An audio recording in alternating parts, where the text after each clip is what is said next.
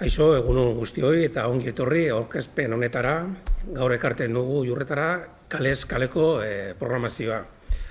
Hoxe da, 19. denboraldia, eta hortarako honiekin dago Deabru Beltzako konpainiako kidea, Garbitzu, egingo dago koordinazioa eta zuzendari lanak, eta Pili Jimenez, Jurretako kultura arduraduna, hemen Jurretan.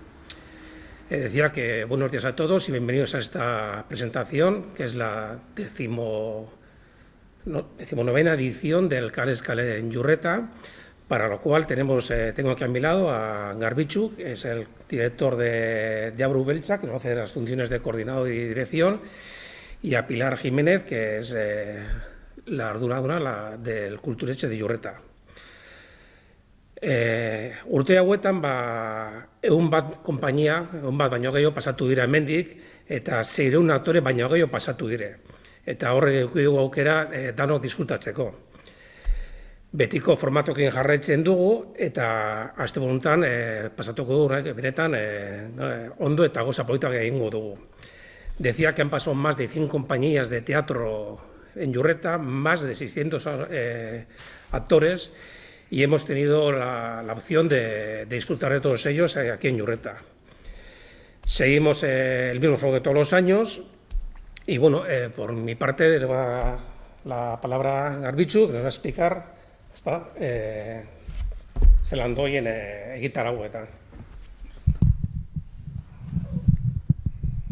Bueno, eskerrik asko alkate.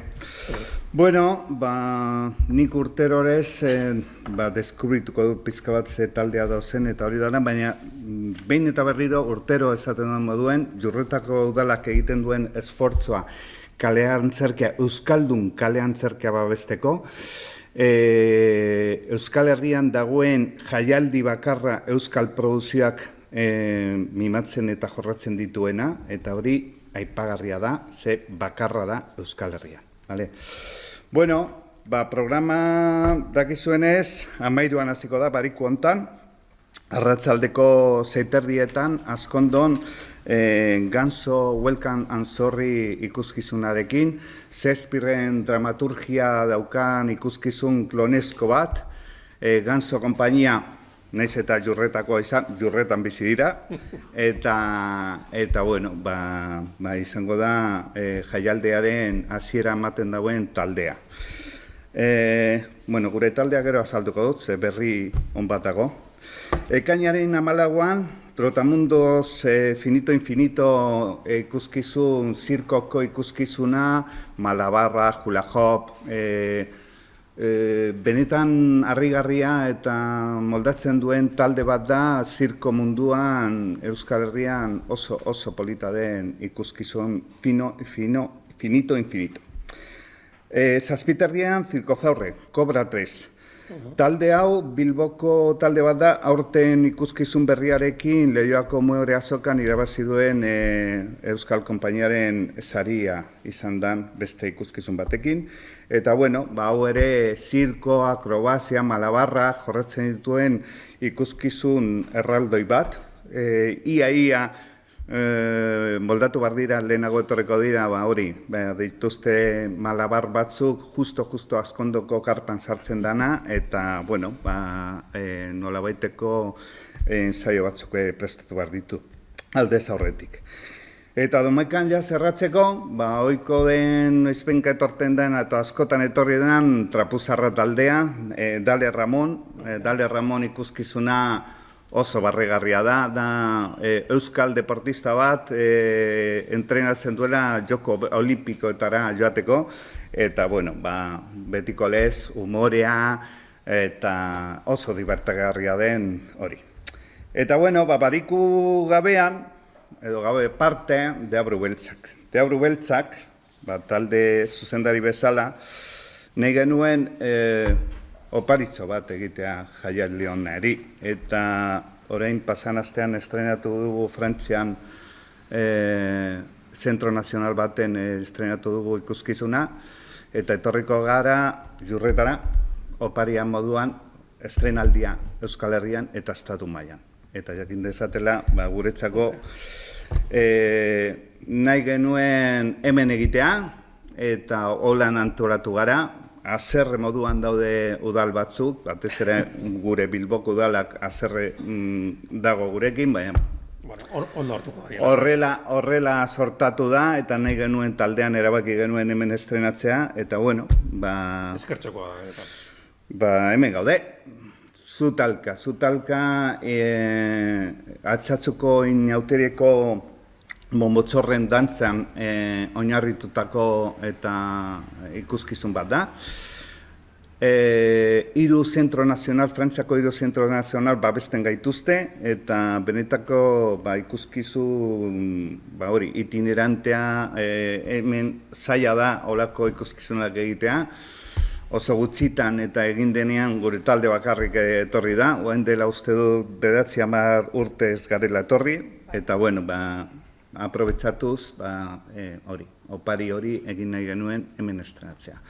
Eta bueno, jendean animatu daitela, gabeko 9:30 limatu dugu, ze ere jurretan oso berandu egitea ez da oso komenigarria, eta bueno, gaua heltzear gutxienez bukaera ikusiko da zertaz datzan, baina bueno, hasiera pixka bat erdi egunez izango dela, ez da hain polita geldituko, baina bete nahi genuen gure hitza, eta hemen estrenatuko dugu.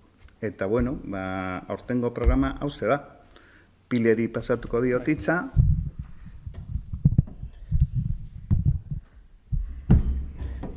Lehenengo eta behin, eskerrik asko emon nahi diot Deabru Beltzak konpainiari eta beste hainbat konpainiak oso ezagunak direnak eta esfortzuak egiten direnak jurretara etortearren. Eurek beti egin dabe eta aurtengo alegina berezia izango da, ze jadiez konpainia oso ezaguna, oso famatua, eta behitxu jurreta batek Bilboko udaletzen parekatuta gaude estrenuekin, baina ez da konpainia bakarrak. Jurretako udalak urte asko darama alegin berezia egiten euskerazko produzioarekin, eta batez ere euskal konpainiekin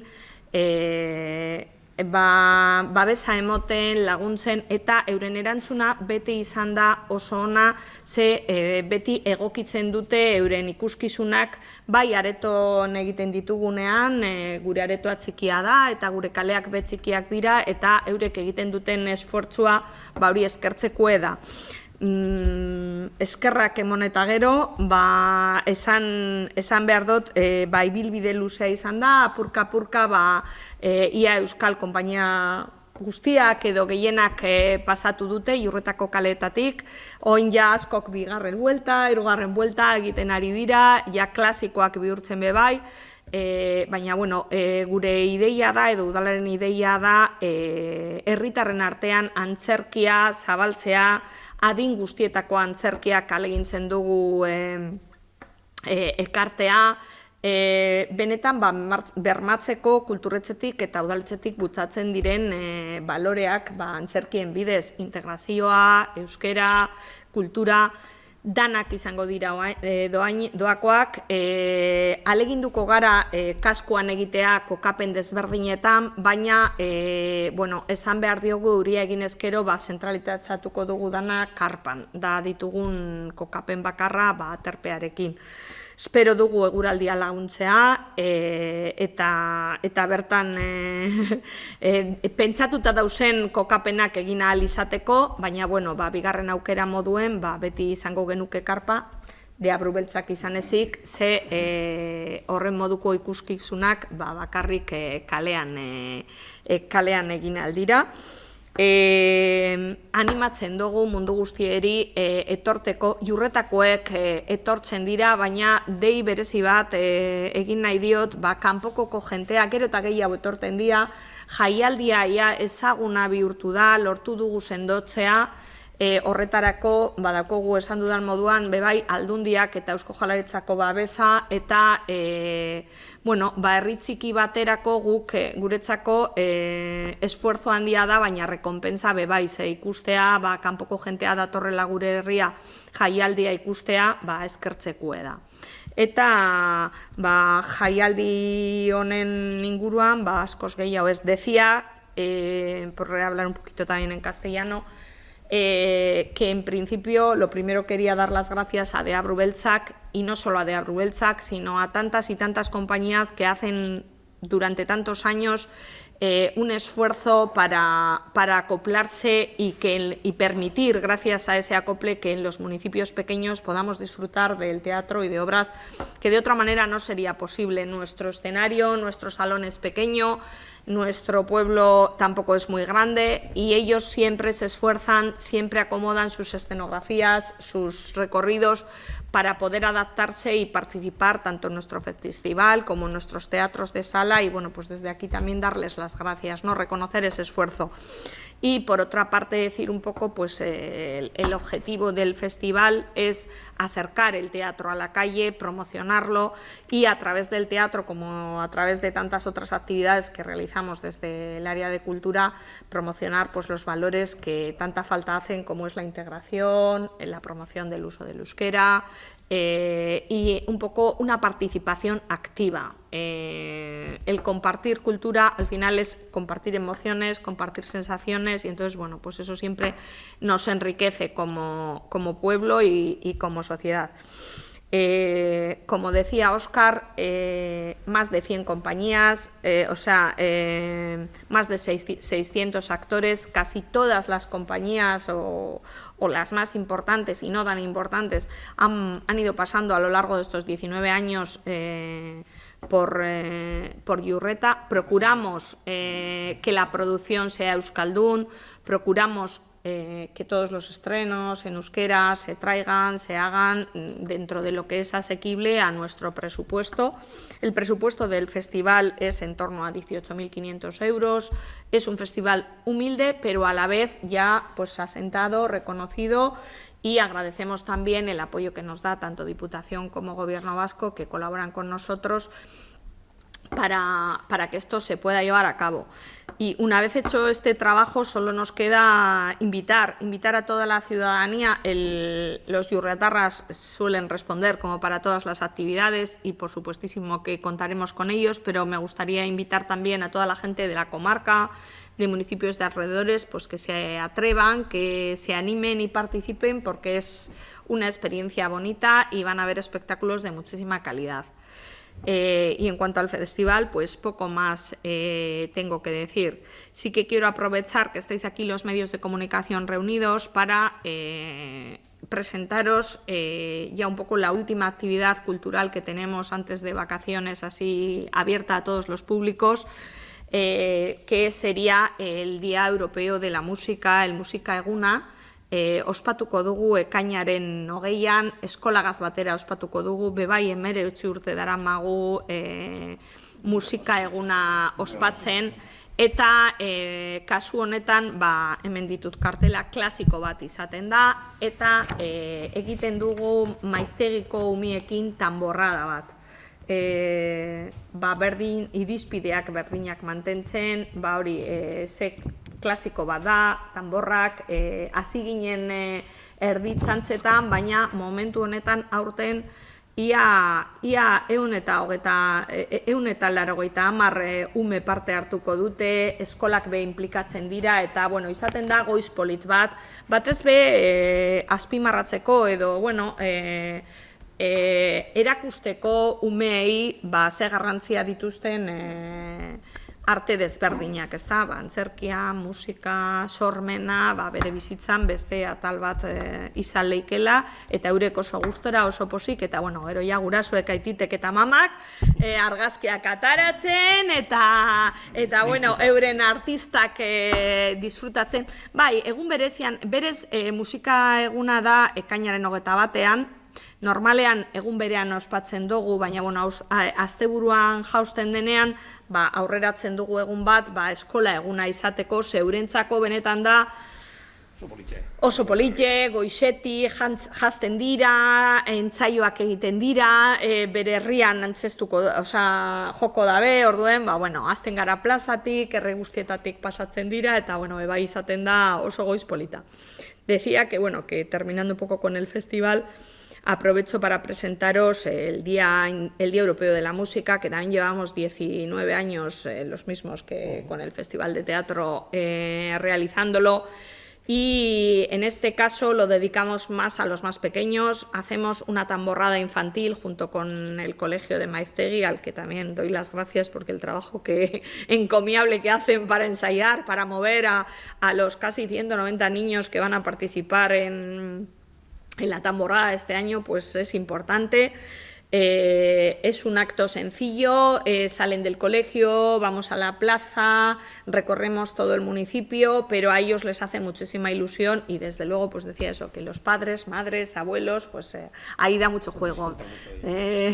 Salen unas fotos muy bonitas y ver a nuestros artistas ahí, pues a ellos también les quiero dar las gracias porque es vergonzoso y a todos nos cuesta ponernos ahí delante de la gente del pueblo, ¿no? Que a veces es lo que más vergüenza te da, de los conocidos.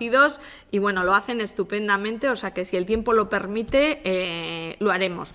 En caso de lluvia, este acto también lo trasladamos a la carpa y entonces tocan en los aterpes de la plaza de Ileisalde y en la carpa. Pero bueno, esperemos que este año nos va a hacer bueno y... Hala, espero dugu. Y sin más... Vale, besterik gabe, Pilik esan duenez, animatzen dugu jendea etorteko, disfrutatzeko eta benetan, comento alguna, merece etortea eta disfrutatzeko.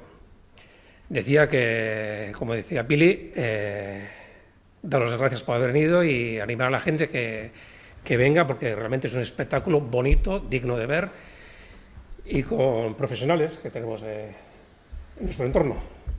Eskerrik asko danoi.